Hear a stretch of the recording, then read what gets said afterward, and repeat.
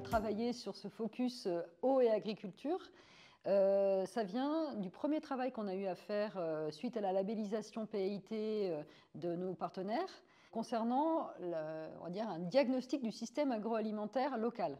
Ce diagnostic, il a été finalisé en 2022, présenté aux élus en 2023. Et en 2023, lorsque les résultats ont été présentés grâce à cette mise en place d'un gros observatoire fait par l'agence pour ses membres du PAIT, dans ce cadre-là, les élus, au regard du DIAG, ont demandé à ce qu'on puisse faire un focus particulier sur le lien eau et agriculture. Et effectivement, dès fin 2023, nous, du coup, on a commencé à identifier, côté agence, les sujets qu'il fallait explorer, également les acteurs qu'il fallait solliciter pour avoir des éléments, non pas quantitatifs forcément, mais plus qualitatifs sur les enjeux liés à ce lien entre eau et agriculture. On en a rencontré des acteurs une douzaine.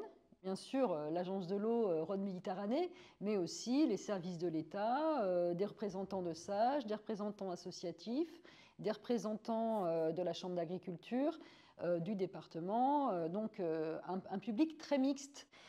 Ces entretiens, ils nous ont permis de qualifier plus finement ce qu'on pouvait avoir comme élément plus factuel. Dans cette publication, on explore un petit peu tous les thèmes liés à l'eau et l'agriculture.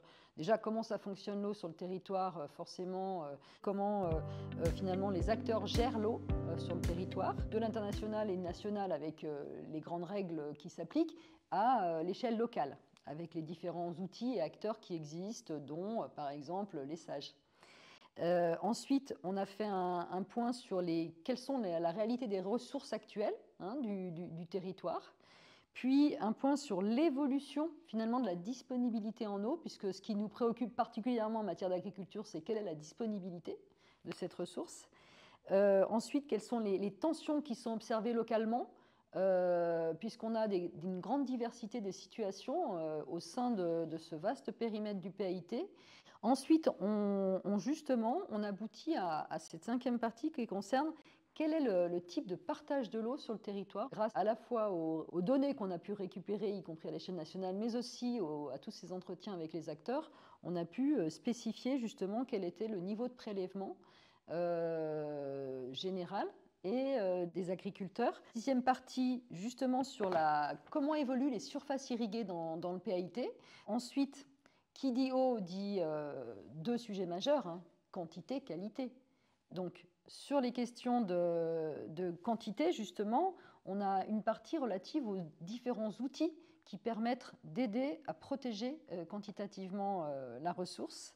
Deuxième thème que j'ai cité, quelle est la qualité de l'eau sur le territoire ? Où on explore l'ensemble de ces éléments. Et ensuite, la question directe qui est posée derrière, c'est quel est l'impact de l'agriculture sur la qualité d'eau ? On a une grande diversité de situations. Et puis, justement, par rapport à cette question de qualité, on a aussi identifié les différents outils qui permettent d'aider à améliorer la situation et à améliorer la qualité de l'eau.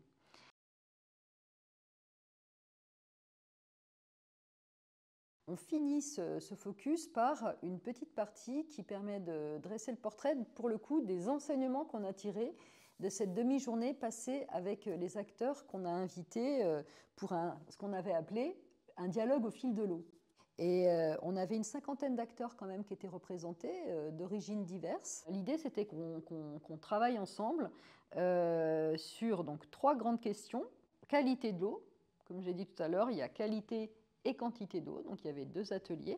Et le troisième sur le changement climatique et l'impact sur la ressource, avec bien sûr une entrée agriculture.